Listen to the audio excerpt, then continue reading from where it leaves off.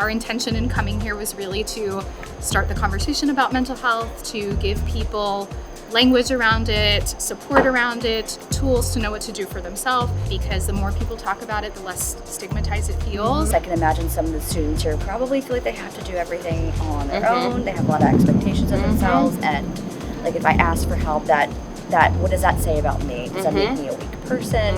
All those labels that people might have in their mind. So giving language, support, information, and real practical tools as to what we do with this. I think the fact that just social media exists, there's a lot more talk about mental health. And I feel that everyone's starting to take mental health more seriously.